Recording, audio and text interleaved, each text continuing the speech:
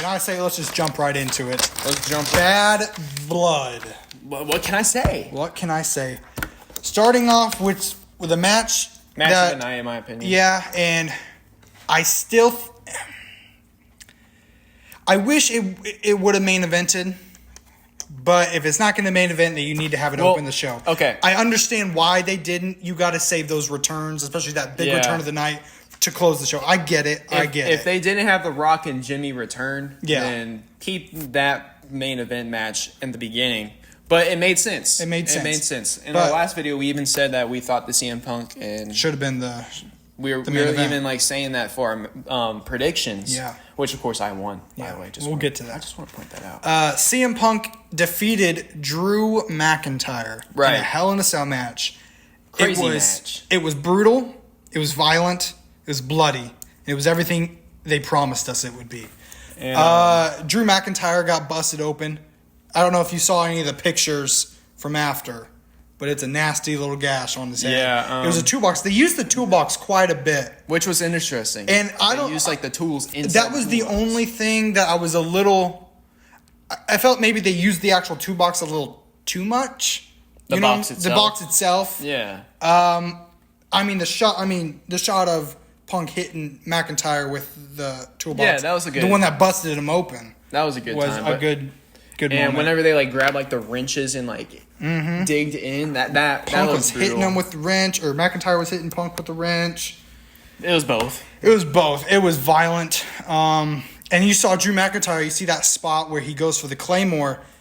Punk moves out of the way, and then he lands on the steel steps. Yeah, right. Oh my goodness. Well, I also want to point out before he did that, he grabbed like that the bag. The bag that we see. And pours all those beads all on the top beads of for the bracelet. And then because Drew McIntyre wanted to bring that into it, he gave Punk enough time to recover so he could dodge that Claymore onto the steel steps. Yeah.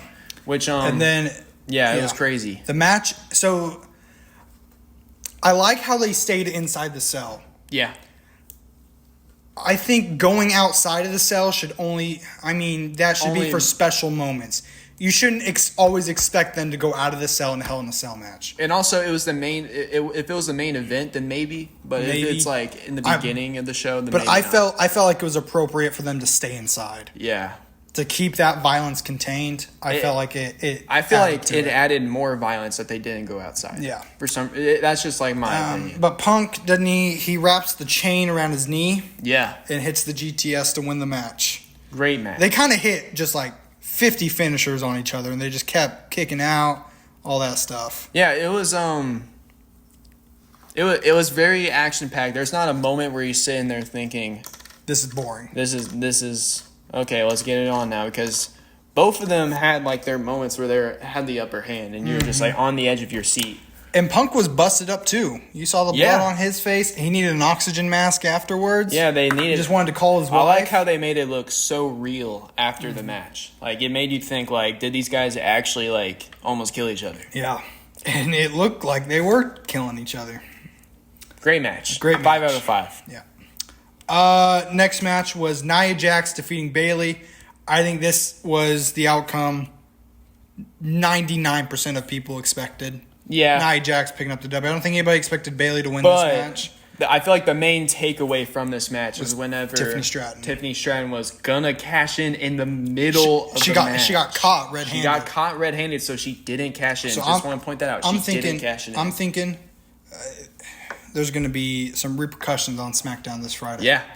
I feel like the next big thing is going to be those two going at it. I still think until December 31st closes, I still believe she'll cash in before the end of the year. Yeah. I still do. I completely agree with you. The fact that they're pushing it this much, this early, there's no way that they can just, like, leave it there, you know? Like, it's going to happen. Yeah. Maybe WrestleMania, maybe somewhere else. They just did a cash in at Mania, so I would be so surprised if they did. Again, yeah. Now, here's the only thing. If they don't cash it in, I still think they're going to it'll be dragged out too long, but maybe like Elimination Chamber. Maybe. Nia Jax goes through the whole match, wins, and then Tiffy cashes in after that Elimination Chamber match. And then that sets up WrestleMania. I really miss it to where like the Elimination Chamber matches wasn't to find the number one contender, but it was for the championship itself. For the championships, yeah. So, but if they don't do it before the end of the year, I think they should do it at Elimination Chamber. The only thing is, I feel like if they wait till Elimination Chamber, they're going to drag this out. Yeah. And it's going to be like, okay, she's just continuously looking like she's going to cash in, but doesn't. Which they did with Damian Priest, so it's kind of we don't want to get too repetitive. That was the issue with Damian Priest. Is it just he was doing the same thing? He was acting like he was going to cash in. It didn't happen, and it's just like, all right, this is getting a little redundant. Now, of course, it was for a good cause because we wouldn't have had the rivalry we had with CM Punk and Drew McIntyre if it wasn't for that. Mm-hmm. But I still feel like with this is a different occasion. Mm-hmm. Sooner rather than later. Yeah. Next match of that night, Damian Priest defeating Finn Balor. Which we both got wrong. We both said Finn Balor. I was this close saying Damian Priest. Mm-hmm. But it could have gone either way. Match was great. The entire Judgment Day got involved with it. Do you think this is the end of Damian Priest and Finn Balor? I doubt it because it's not the end with Rhea Ripley and Liv Morgan. Yeah. I agree. Speaking of that, that's next match on the night. Maybe my least favorite match of the night just because it felt a little clunky. And you had Rhea Ripley going up against Liv Morgan for her Women's World Championship. Dominic Mysterio in a shark cage, which set up great. This is what we want. We want Dominic Mysterio in a cage, hanging above everybody. I feel like it was more just. I feel like we should have had a clear winner, like one person pinned the other, not a disqualification type of thing. We had the return of Raquel Rodriguez. Yeah, big return. And so, if you remember, when she comes in, she takes out Rhea Ripley. After she does that, she tries to put Liv Morgan on top of her. Yeah. Remember? And then she took him off. But the match is over. She had Liv Morgan had been disqualified. So Rhea Ripley won the match by disqualification, but didn't win the title, obviously. But it was Rhea Ripley put on. So I'm thinking, was she? I don't know what the issue was. Well, was she supposed to wait? I think she went a little too early because whenever she did it, the ref was like on his way to go check out Dominic Mysterio after Rhea Ripley was doing the kendo stick stuff. I think she did it a little too early, and the ref was like, "Okay, it's obvious that I saw that. I have to call this." Yeah, it was just kind of awkward, and it kind of took you out of the match a little bit. But at the end of the day, Rhea Ripley won by disqualification. So I was right. Raquel Rodriguez returned. Caysen was right. That's what won him the night.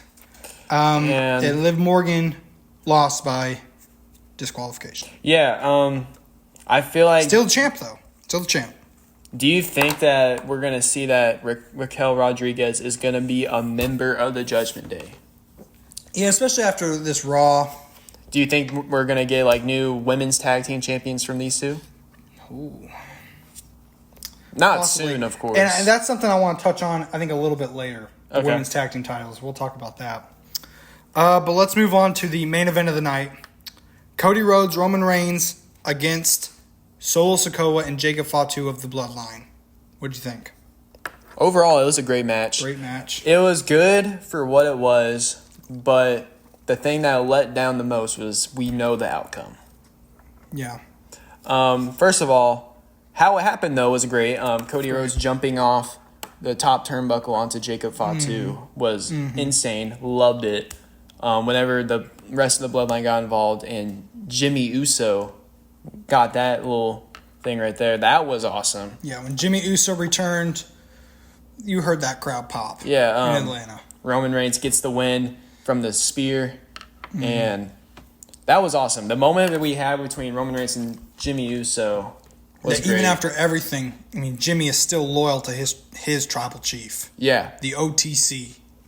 And after the match, Roman and Jimmy, I keep saying Jimmy were walking out the ring, and then the rest of the Bloodline was attacking Cody Rhodes. Mm-hmm. And Jimmy, Roman didn't know if he was supposed to. He was conflicted. Roman was like, he still doesn't like Cody. Let's be clear. Roman still does not like Cody Rhodes. He wants his title back. Facts. Roman's like, Jimmy's like, let's do it. Mm-hmm. And so they go. And they save Cody. But after that, we see The Rock. He comes. The Rock is here. The Rock returns, the final boss. Final boss. And the people's champion. We saw a disgusted look on his face. You saw him do 1, 2, 3. Yeah. I think that's symbolizing 3 strikes for Cody Rhodes. Yeah. For one, first strike was he took the main event away from The Rock. Yeah. When he was going to go up against Roman Reigns. Second strike was him taking the title from Roman Reigns at Mania. Facts. And the third strike was basically, I think he may blame Cody Rhodes for breaking up his family. Yeah. 3 strikes and you're out. Do you think that The Rock was more disappointed with Cody or more disappointed with Roman for helping Cody? I think he was more disappointed with Roman, but I think he was more just angry with Cody. Okay. I don't think he was more disappointed. He was just angry with him. Okay. You know? That's fair. Disappointed with Roman for choosing Cody Rhodes over his own family. Yeah. I think he was disappointed in that. I think he was angry with Cody Rhodes for getting involved in his family business. I'm definitely seeing the fact that The Rock is no longer going to be on Roman's side of things, but he's going to be on Solo's side of things. Mm-hmm. I definitely see that. Mm-hmm. You know, I could definitely see a Rock versus Roman match before Cody Rhodes and The Rock. It's possible. But if so, I'll be sad. Yeah. Let's mention one more thing about Bad Blood. After the camera stopped rolling, we see some fan footage from backstage after the event. Cody Rhodes is at his bus. He's confronted by Kevin Owens. Kevin Owens attacks Cody Rhodes. First of all, I think this was a genius move by if it was Triple H or whoever to solely take the risk and rely on us, the fans, to capture that moment and make it go viral on social media. I think that was brilliant. Yeah, first of all, it was about time. Yeah, let's go. I think heel Kevin Owens is going to cook. Second of all, it just made me feel a lot at ease, and it made me think that Kevin Owens and Cody's going to be in their own thing while The Rock and Roman's going to be in their own thing. So they announced the Crown Jewel Championship. Yeah. So we're going to have Cody Rhodes versus Gunther at Crown Jewel. The winner is the men's Crown Jewel champion. And then we're going to have Liv Morgan versus Nia Jax. So, question about the Crown Jewel champion. Is it like they're just going to have that title for the rest of the year? Yeah, they're the 2024 Crown Jewel champions. So they're just going to carry it everywhere? Maybe for a little bit. Probably not for a whole long time, I'd say, but we'll see. Because that title's huge. Yeah, but what I wanted to mention that night is that when Triple H announced this, Gunther came out. Right. And keep in mind, there were a bunch of legends in the house tonight. We completely forgot about this. And one legend in particular that he called out was Goldberg, which is kind of ironic because in a previous Monday Night Raw, Gunther confronted Bret Hart and said that Goldberg was his favorite wrestler. And then he said, he was like talking to Goldberg, and he was like, I lied. I don't really.